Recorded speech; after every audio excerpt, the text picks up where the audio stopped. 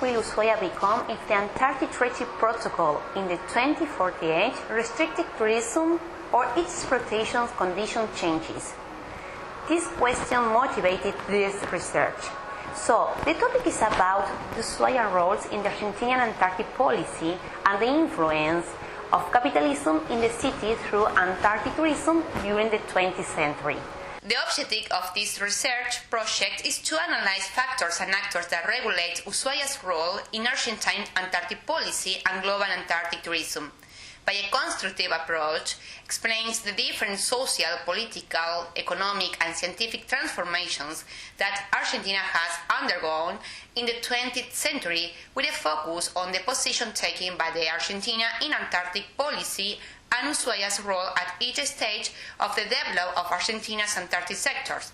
Some changes in Ushuaia are assessed in comparison to the trend of the global market and Argentine economic policies. First of all, it is necessary to look back and understand the definition of the Argentine national state in Antarctica. We can see that at the end of the 19th century and during the first half of the 20th century, Argentina carried out initiatives for Antarctic issues in which Ushuaia made a material and symbolic presence in activities toward Antarctica, at the same time as Punta Arenas in Chile and Hobart in Australia. For example, in the first Antarctic discovery, or in the first scientific expedition, or also in the Argentine Antarctic territory, in the time when Ushuaia was a simple teeny town. Here we can identify some key periods that positioned Ushuaia in relationship to Antarctica. You can see that I separate that periods in different industry revolutions. For example, in the first industrial revolutions, that was between the 1760 to 1840, is a period that we know as Antarctic discovering era, that was between the 1772 to 1843.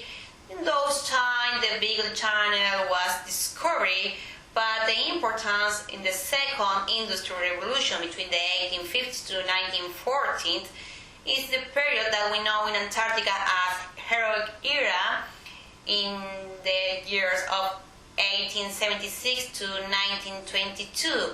In those times, Ushuaia support by coal to the Antarctic ships, and then the last industrial revolution we can see that we have different phenomenal times in Antarctica, and we can think that the time started to be faster than in the past. For example, in the third industrial revolution between the 1914 to the 1991 was a long period between the First World War and the end of the Cold War.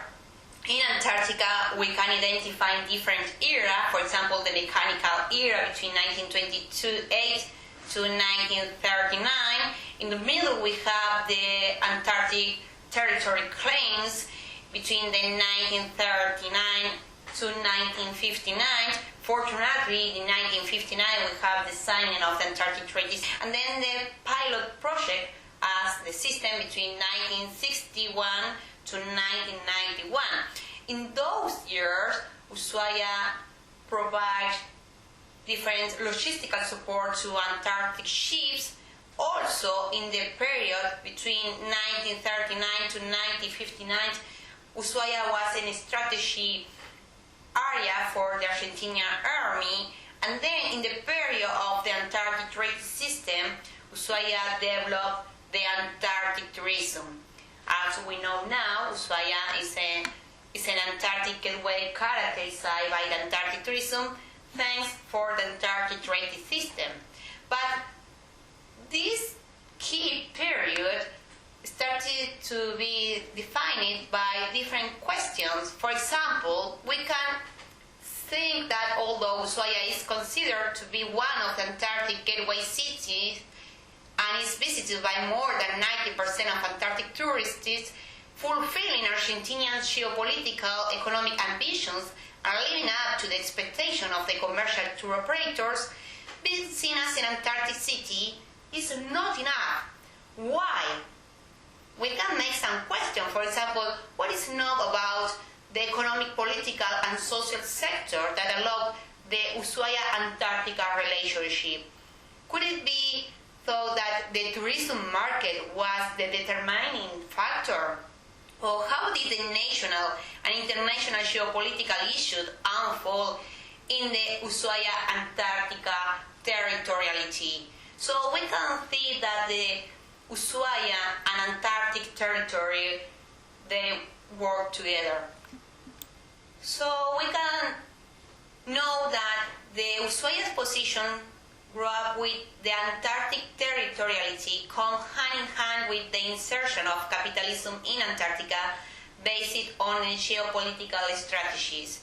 We highlight 4 areas. The first one is about the first period, where in Ushuaia, with the importance of wool, gold, and marine resources, stripping the inhabitants, in those times the aborigines, of their native lands. Ushuaia was a space for scientific exploration linked to Antarctica and a cold support for ships. In the second period, Ushuaia, with just only 600 inhabitants, most of them were administrative activities depending on the national government and the national army. They had a similar population with the South Georgias, because in South Georgia, Argentina has a big whale industry called pesca that was by a financial company and the support of the national army. In the third period, we know about the Antarctic tourism. The Antarctic tourism was born strongly from Ushuaia in 1958 by the Argentinian government, and since then has not stopped growing and promoting itself for Antarctic tourism. Argentina adopted a neoliberal capitalism, so we have big transformations in the urban space in Ushuaia, at the same time that in Antarctica the services industry is reflected by the polar tourism. So if you go to Antarctica, you can see a lot of area destined just for tourism, for example. And now we know Ushuaia as one of the Antarctic city gateway. Research argues that Argentina is not the only one of the hegemonic actors in Antarctic policy. It's not the only actor to determine Ushuaia's relationship with Antarctica in the 20th century. So in this work, studies that memory is important to invite us to recognize and identify the role of Ushuaia territoriality with Antarctica. Ushuaia as a gateway to Antarctica has been achieved and be attentive to the influence of the economic forces. Throughout the history of the 20th century, we have seen that in the first years, Ushuaia provided coal to the Antarctic ships with the support of the national government. Then, during the Antarctic reclamation, it was a strategic place for the Argentinian army. And then, under the rules of the Antarctic treaty system, Ushuaia is an Antarctic gateway that is characterized by tourism. However, is Ushuaia's role in Antarctic policies defined by the market demand? This is not the question that we have to answer now. So this investigation invites memory and allows to think about the possible scenarios that we wish to reach it for Ushuaia and as an Antarctic way in the future.